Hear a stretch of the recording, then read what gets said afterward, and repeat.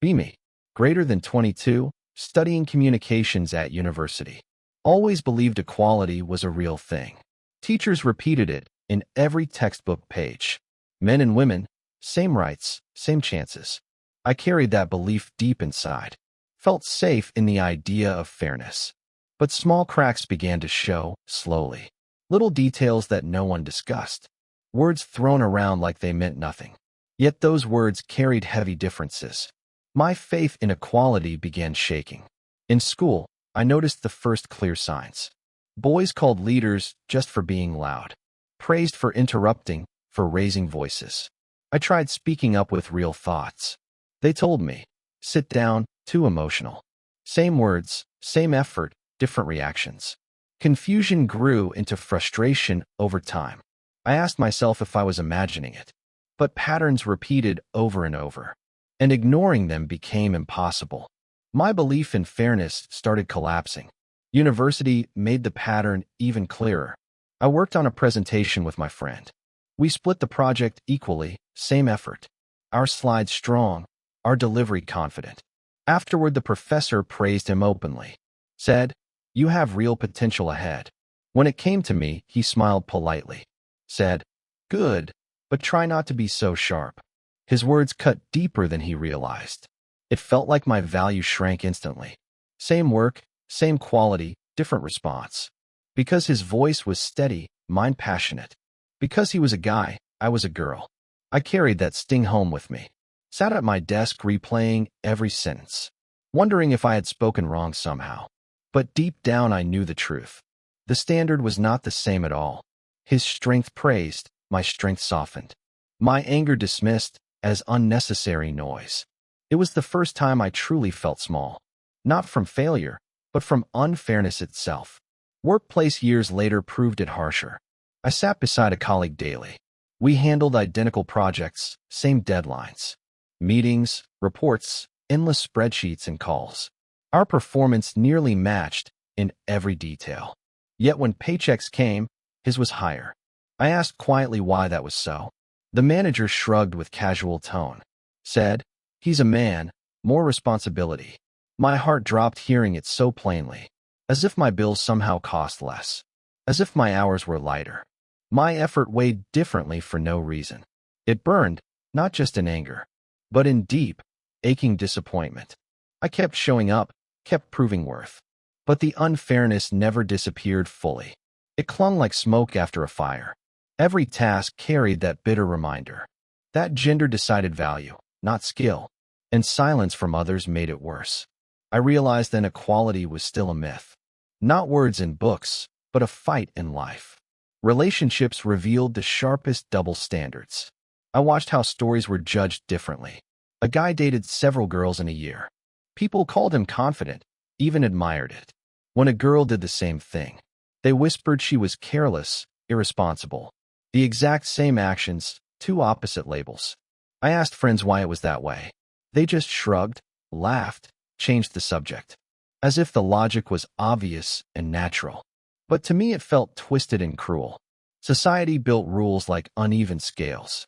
Praise weighed heavily on one side only, while shame stacked endlessly on the other. Even when choices were the same, I began to feel caged in expectations. Every move measured under harsher light.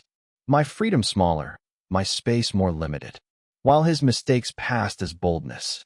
Mine were warnings, mine were lectures. The hypocrisy became impossible to ignore. And each day it grew heavier inside me. I didn't want special treatment ever. I only wanted equal rules applied. If we worked the same long hours, then pay us the same fair wage. If we took the same risks, then recognize our effort the same way. If we dreamed the same wild dreams, then give us both the same chance. But reality refused to bend so easily. It reminded me daily of the gap. A laugh here, a comment there. Small things that added into something massive. Like invisible weights strapped to my shoulders. They didn't crush me, but they slowed me. I carried them through classrooms and offices. Through meetings and even quiet dinners. Sometimes I wondered if others noticed. Or if they just accepted it silently. Was I alone in feeling the imbalance? Or were others hiding the same pain? The question followed me everywhere I went. The more I noticed, the clearer it became. Inequality wasn't a rare slip or accident. It was woven into daily moments quietly, masked as advice, jokes, or concern. Teachers telling girls not to be too loud. Bosses saying men carried heavier loads. Friends excusing behavior with tired cliches. That's just how guys are sometimes. But excuses don't erase the sting inside. They only feed the cycle further. I started writing notes after each day, documenting comments, reactions, subtle differences. Seeing them on paper made it undeniable. This wasn't my imagination, it was real. And the more I recorded, the angrier I felt. Anger not just for myself, but for others. For girls silenced before they found their voice. For women paid less for equal sweat. For every double standard laughed off casually. My notebook became proof of the truth. A truth I couldn't keep quiet forever. Speaking up wasn't easy at all. The moment I raised my voice louder, people rolled their eyes or sighed impatiently. They called me dramatic, called me sensitive, as if emotion made truth less valid. Yet when a man raised his tone, they called him passionate, a strong leader. The contrast made me burn inside. But I refused to bury my thoughts. I started challenging comments in real time, asking simple questions back at people. Why is it different when he does it? Some stammered, some laughed nervously, some walked away. Few ever gave a real answer. But even silence spoke louder than words. It showed they never questioned the rules. They only followed the patterns blindly. I knew I couldn't change everyone overnight. But even making one person pause mattered. Every pushback felt like planting a seed of doubt in an old system. Still, resistance carried its own heavy price. Friends warned me not to push too hard. They said it could hurt my chances later. Professors might see me as difficult. Bosses might mark me as troublemaker. Even family sometimes urged me to stay quiet. They said patience wins more than protest. But patience felt like another word for silence. And silence meant accepting the unfair rules. I couldn't pretend nothing was happening anymore. The weight of it grew every single day. So I decided to keep speaking anyway, even if voices around me disapproved. I reminded myself of the younger me, the girl who believed textbooks without doubt. She deserved better than quiet resignation. She deserved a world closer to fair. And if I didn't fight for her, who else would step into that role? So I kept going, even when tired, choosing truth over comfort every time. Sometimes I wondered if change was possible. The gap between words and reality felt endless. Laws said equal, but practice said otherwise. Posters in classrooms preached fairness proudly, but whispers in hallways told another story. Workshops spoke of inclusion and respect, yet salaries and promotions said something different. The contradiction gnawed at me constantly. I wanted proof that progress could exist. Small victories kept me holding on tightly, like when a friend defended my point, or when a teacher admitted my work shone. Those moments were rare, but powerful. They reminded me I wasn't imagining it, that some people saw the same cracks, and wanted the system to shift too. Their support felt like water in desert heat. It didn't erase the struggle completely, but it gave me strength to continue. And strength was the only way forward. Work meetings showed the same double rules. A man interrupted freely without backlash. I tried once and faces frowned instantly. Later, a colleague told me to relax, said my tone was too aggressive somehow. Even when my words were calm and clear, the message was judged by my gender, not the meaning behind what I said. It felt like climbing a tilted staircase daily, always one step behind for no reason. My colleague once repeated my exact idea. The room applauded him like a genius. I sat there stunned, heart pounding hard, biting my tongue to stop from shouting. When I pointed it out later quietly, they told me I was imagining things. But I knew I wasn't blind or foolish. I saw the truth unfold in real time, and it burned deeper every time it happened. Equal words, unequal weight, same exhausting pattern. I started questioning myself late at night, wondering if maybe I was too harsh. Maybe my delivery needed to be softer. Maybe I should laugh off the comments. But then I remembered the comparisons clearly. Men praised for confidence and boldness. Women punished for the very same traits. How could that be fair at all? The blame wasn't mine to carry silently. It belonged to the system around me. Yet the system never admitted fault directly. Instead, it bent women until they doubted themselves, until they wondered if silence was easier. I promised myself I wouldn't fall for that. I wouldn't erase my own fire inside, just to make others comfortable in lies. So I kept my voice steady in rooms, even when my hands trembled afterward. Fear didn't mean weakness, it meant courage. Courage to keep speaking when silence was safer. The hardest part was seeing repetition everywhere. Different places, different faces, same story. School, university, workplace, even relationships. The pattern followed me like a shadow. Men rewarded for things women were punished for. Confidence turned into arrogance only for us. Ambition turned into coldness when it was ours. Strength became attitude, never leadership in their eyes. The labels shifted, but the meaning stayed. And every time it cut deeper inside, I started paying attention to younger girls, watching how they already learned to shrink, how teachers praised boys for loudness, but told girls to calm down politely, how little details built cages over years. Their spark dimmed before it had a chance, and I saw myself in them painfully. I wanted to scream that it wasn't fair, that they deserved better than this cycle. But screaming alone never fixed a system. So I searched for smarter ways to fight. I began sharing my experiences openly, wrote posts online about double standards. Some people dismissed them as exaggeration. Others reached out saying they felt the same. Their words gave me unexpected comfort. I wasn't the only one seeing it. The cracks were real, the pain shared. Together our stories carried more weight, more than silence ever could alone. Slowly comments turned into conversations. Conversations turned into small acts of change.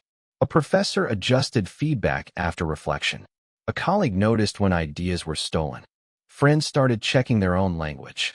These weren't revolutions, but they mattered deeply. Progress never arrives in one grand moment. It arrives in small shifts repeated often. And each shift built courage inside me. I felt less like shouting into a void, and more like adding to a chorus asking for nothing but fairness. Still, not everyone welcomed these changes. Some rolled their eyes at the discussion. Others said inequality was just an excuse, a way to cover for weak performance. Their dismissals stung more than insults, because they showed how blind people could be. They didn't see the daily patterns, the subtle words that bent us down, the smaller paychecks for equal effort, the harsher judgment for equal choices. To them it was invisible, to me unbearable. But I realized not everyone would listen. Change never convinced the unwilling completely. It grew in those ready to hear. So I stopped wasting breath on the closed, and poured my energy into the open, into those who saw even part of it. Because one spark can light another, and slow flames still burn away walls. Every voice joined meant the fight was lighter, and silence lost a little more ground. Over time, I learned to balance anger. Too much of it drained me quickly. Too little of it dulled the truth. So I carried it like steady fire. A fire meant to warm, not destroy. I used it to fuel my persistence, to remind me why I spoke at all. Not for arguments, but for fairness. Not for attention, but for change. The fire guided me through long days. When comments stung and silence pressed heavy, I looked back at younger me again. The girl in school told to hush. The student in class called too sharp. The worker paid less for equal effort. She deserved a world that treated her better. And I was still fighting for her. That thought kept me standing straight. Even when exhaustion whispered to quit, the fire didn't fade, it only steadied. And with it my resolve grew stronger. With time my confidence changed shape. It wasn't loud or constantly burning. It settled into something calm and solid. A presence that couldn't be pushed aside. I noticed how people reacted differently. Some respected me more than before. Others grew quieter in my company. Not because I scared them away, but because they realized I noticed things. Words, tones, small choices they once ignored. My awareness made them second-guess themselves. And that was already a kind of victory. Awareness was the first step to change. Without it, cycles repeat endlessly. I wasn't perfect. I made mistakes too. Sometimes spoke too harshly or too fast. But I forgave myself for those slips. Because the bigger picture mattered more. I wasn't chasing perfection anymore. I was chasing fairness, piece by piece. And slowly I was beginning to see it. The workplace became my sharpest classroom. Projects stacked high, deadlines constant and heavy. I pushed through each task with precision. Still, the comparisons never seemed to stop. Men praised for ambition and drive. Women told to slow down, smile more. Once a manager said I was intimidating, but called my male colleague confident instead. The double standard hit like a punch. Same posture, same words, opposite reactions. I wrote it down that night angrily. Another page in my growing notebook. Proof that it wasn't in my head. The notebook grew thicker every month. Each page a record of imbalance. Sometimes I cried rereading the entries, but other times they gave me strength, reminding me why I couldn't stay silent, why I had to keep pressing forward. Because the evidence lived in my own hands, and silence would mean erasing it completely. Still, there were moments of hope shining, like cracks of sunlight through heavy clouds.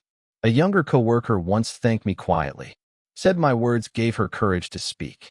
She had noticed the same unfair comments, but thought she was alone in it. Hearing me call it out changed everything. Her gratitude nearly brought me to tears, because that was why I kept going. Not just for me, but for her too. For anyone too scared to raise a voice. For anyone doubting their own worth. Those moments reminded me of the purpose. Change wasn't about loud victories alone. It was about planting seeds in silence. About showing others they weren't crazy. That what they felt was real, not imagined. Every thank you became fuel in my chest. A sign that the fight was worth it.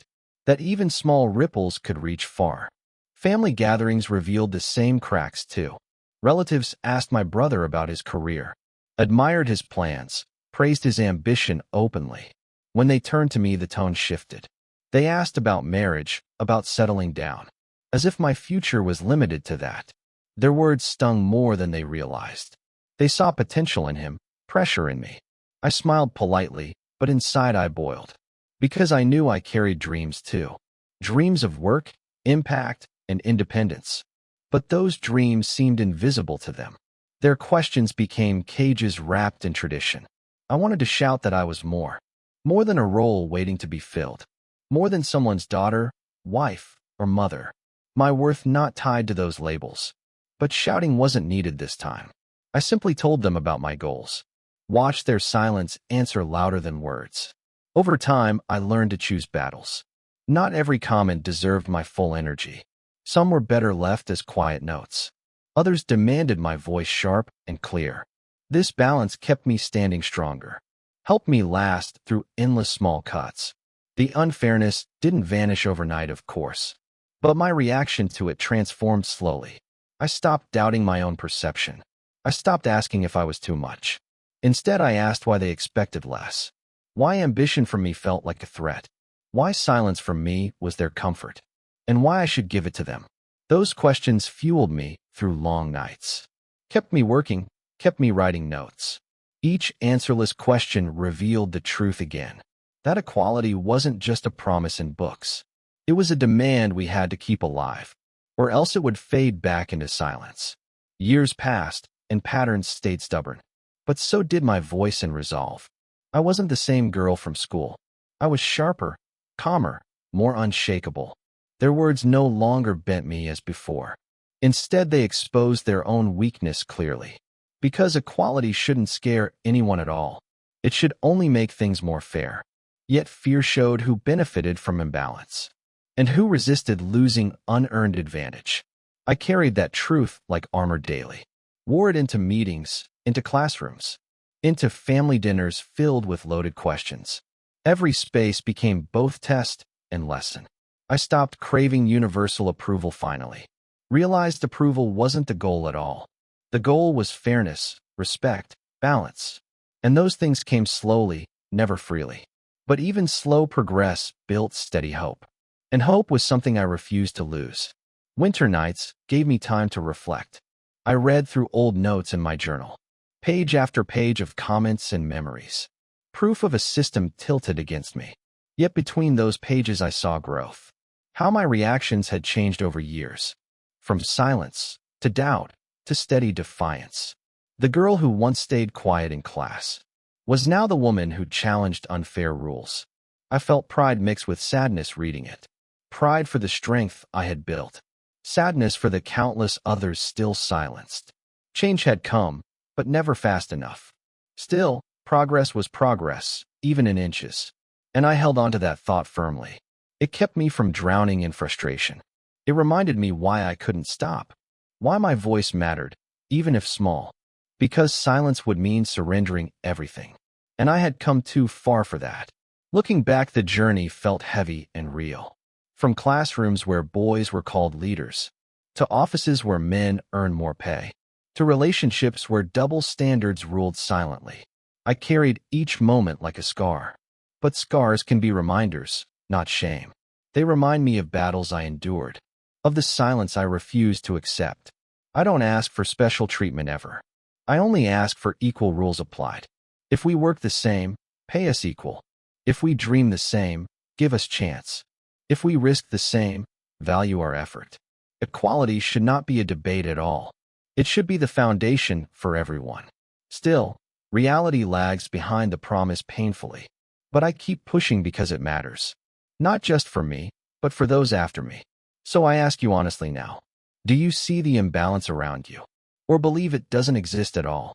Share your thoughts in the comments below. And if this story resonated, leave a like, so more voices can join this conversation. When I finished writing these thoughts down, I felt both lighter and heavier at once. Lighter because truth finally had a voice. Heavier because change still felt so far. I thought of the girls still in school, learning early that quiet is expected, being told not to be too emotional, watching boys praised for the same passion. I thought of women in offices worldwide, working equal hours for smaller paychecks, carrying more responsibility, yet less recognition. These stories weren't only mine, they were ours. A thread connecting millions across time and place. Each of us carrying pieces of the same weight. Each of us searching for balance and respect. And I knew silence could never be the answer. Change might be slow, but it is possible. As long as we keep speaking it into existence. As long as we refuse to shrink or hide. So I'll ask again, directly this time. Would you stay quiet or speak anyway? Tell me in the comments what you choose. And if my words mattered to you, leave a like. So together we can keep this fight alive.